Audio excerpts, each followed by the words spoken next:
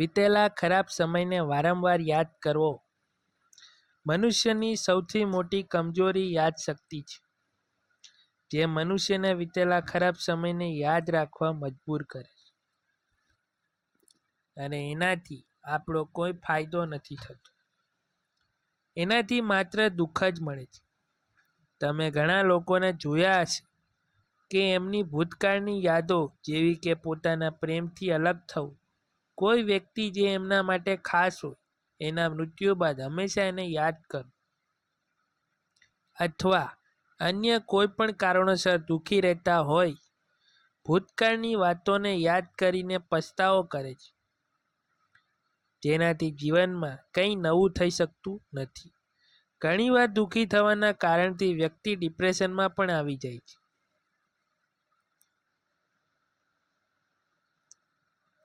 નિષ્ક્રિય બેસી રહેવું અને દુઃખનું મુખ્ય કારણ છે. તમે નાનપણથી સાંભળ્યું હશે, ખાલી દિમાગ શેતાનનું ઘર. અને હકીકતમાં જ્યારે તમે નિષ્ક્રિય બેઠા હોય, ત્યારે અર્થહીન વિચારો તમારા મન પર પ્રભુત્વ મેળવે છે. જે લોકો કામચોરી કરે છે, આળસ કરે છે, તેમને જે પણ ખાલી સમય મળે છે, આ સમય તેમના જીવનનો ખરાબ સમય હોય છે.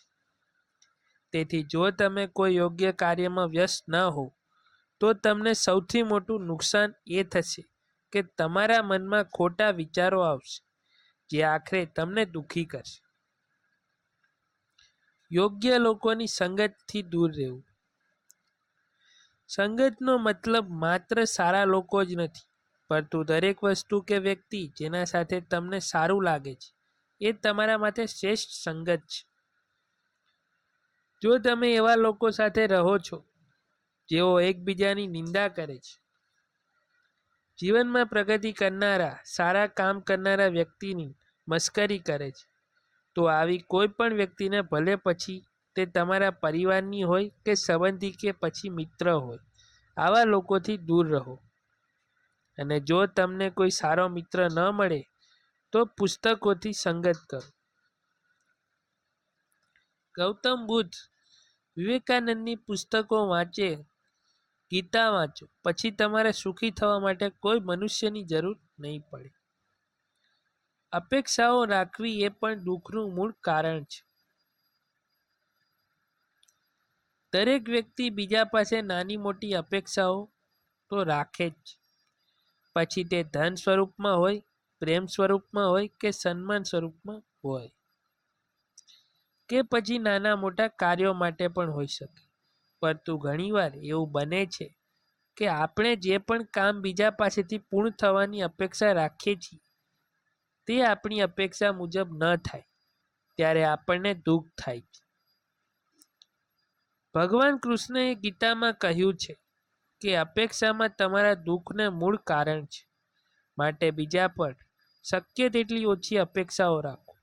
અપૂર્ણ અપેક્ષાઓ વધારે દુઃખી કરે છે. લક્ષ્ય મોટું અને યોગ્ય ન હોવું. દરેક વ્યક્તિ પુષ્પક ધન કમાવા માંગે છે. દરેકના જીવનમાં સપના હોય છે. આલીશાન ઘર, વાહન અને સારું જીવન દરેક વ્યક્તિ પોતાના જીવનકાળમાં ઈચ્છે છે. અને આ ઈચ્છાઓ પૂર્ણ કરવા મનુષ્ય દિવસ રાત મહેનત કરે છે. પરંતુ આપણે એક એવા ધ્યેયની વાત કરી રહ્યા છીએ જે ઉચ્ચ છે, એટલે કે જેમાં માત્ર તમારું જ નહીં, પરંતુ આ સમાજનું, જગતનું ભલું થાય. જેટલા પણ મહાપુરુષો મહાન બન્યા, તેમના જીવનમાં એક મોટું લક્ષ્ય હતું. માટે દરેક સામાન્ય માણસની જેમ ક્યારેય દુઃખી થતી જોવા નથી મળ્યા. સ્વામી વિવેકાનંદ જીવનભર આ સમાજ માટે કામ કરતા રહ્યા. તમે પણ જુઓ કે તમે આ સમાજ માટે, આ દેશ માટે શું કરી શકો છો. પછી તમને ક્યારેક દુઃખી થવાનો સમય નહીં મળે. અને આ લક્ષ્યમાં સફળ થઈ ગયા તો આ સમાજમાં તમારી ઓળખ હશે, તમારું સન્માન હશે. મનુષ્ય એક સ્ટિકપેટ લાઈફ જીવે છે. એટલે કે મનુષ્ય એક એવું જીવન જીવે છે જેમાં પહેલેથી જ બધું નક્કી થઈ ગયું હોય. બાળક જન્મે પછી અભ્યાસ, નોકરી, લગ્ન, સંતાનો અને પછી જીવન સમાપ્ત થઈ જાય છે. મોટાભાગના લોકો જીવનમાં અમૂલ્ય દિવસો આ રીતે વિતાવે છે અને તેમનું જીવન નિરાશા અને હતાશાથી ભરાઈ જાય છે. માટે તમે તમારા જીવનમાં ખુશી અને ઉત્સાહ લાવવા માંગતા હોય તો તમે તમારી જાતને કંઈક નવું શીખવા પ્રેરિત કરો. પરિવાર સાથે નવા સ્થળોની મુલાકાત લો. પરિવાર અને મિત્રો સાથે રમતગમતનું આયોજન કરો. જીવનમાં કંઈક નવીન કરશો તો જ જીવન જીવવાની મજા આવશે. બાકી આ રીતે એક નિશ્ચિત જીવન જીવશો તો જીવન નીરસ થવાથી સામે તમે દુઃખી પણ થશો.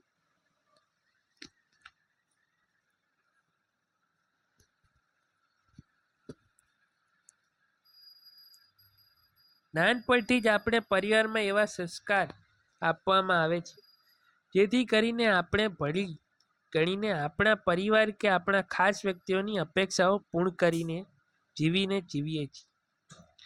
પરંતુ એક સમય એવો આવે છે જ્યારે વ્યક્તિને લાગે છે કે આ જવાબદારીઓ નિભાવતા એનું જીવન ઘસાઈ રહ્યું છે. પરંતુ યાદ રાખવું કે તમારા પરિવારની જવાબદારી પૂર્ણ પ્રેમથી નિભાવવી એ તમારું પ્રથમ કર્તવ્ય બને છે. અને આટલું પણ ધ્યાન રાખવું કે આ બધું એક સીમિત મર્યાદામાં હોવું જોઈએ. જો એ મર્યાદા પાર કરી નાખે તો એ દરેક વ્યક્તિ તમારા પર દબાણ કરશે અને તમે દરેકની અપેક્ષાઓ પૂર્ણ કરતા તમારા જીવનનો કિંમતી સમય વેડફાઈ જશે. તમારું પૂર્ણ જીવન એમની પાછળ વેડફાઈ ન જાય એ ધ્યાન રાખવું. યાદ રાખો કે કોઈ પણ વસ્તુની અતિ સારી નથી હોતી.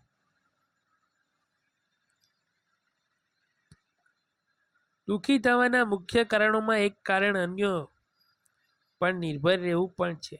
નિર્ભર રહેવાનો ઘણો કારણસર હોય છે. ધન, સુરક્ષા, સુખ, સુવિધાઓ વગેરેની એમાં સમાવેશ થાય છે. જો તમે આત્મનિર્ભર નથી તો તમારા જીવનમાં આવશ્યક કાર્યો કરવા માટે પણ તમારે અન્યની મદદ લેવી પડશે. કોઈ પણ કાર્ય કરવા માટે તમારે અન્ય લોકોનો સહારો લેવો પડે છે. જો તમારી ખુશી માટે પણ તમે અન્ય લોકો પર નિર્ભર રહો છો તો ભવિષ્યમાં તમારા જીવનમાં ઘણી મુશ્કેલ આવી શકે છે. આત્મનિર્ભર રહેવું જરૂરી છે. કોઈના ભરોસે જીવન નથી જીવી શકાતું.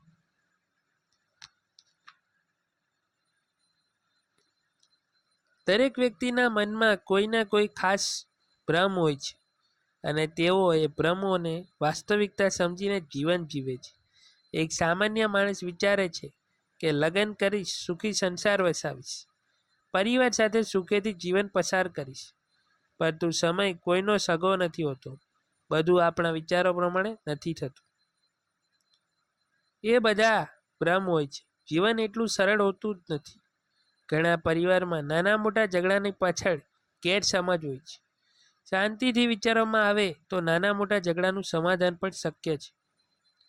તમારા જીવનમાં, પરિવારમાં કે કોઈ પણ સંબંધોમાં ગેરસમજ દાખલ ન થવા દો.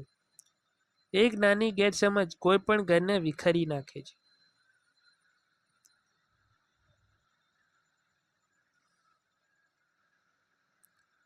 જીવન છે તો ભૂલો પણ થશે.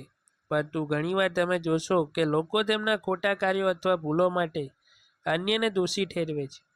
પોતે કરેલી ભૂલનો સ્વીકારવાની હિંમત રાખો, કારણ કે ભૂલો હંમેશા છુપાવી નથી શકાતી અને જ્યારે પણ ભૂલ પકડાઈ જાય ત્યારે શર્મજનક પરિસ્થિતિ સર્જાય છે. ખોટું બોલીને પોતાની ભૂલોને છુપાવવા કરતાં સુધારવાનો પ્રયાસ કરો. તમે સાંભળ્યું હશે કે એક અસત્ય છુપાવવા માટે ઘણા અસત્ય બોલવા પડે છે અને ભવિષ્યમાં એ જ ભૂલો અને અસત્ય મોટા દુઃખોનું કારણ બને છે. આ વિડીયો ગમ્યો હોય તો લાઈક, શેર, સબસ્ક્રાઈબ જરૂરથી કરજો.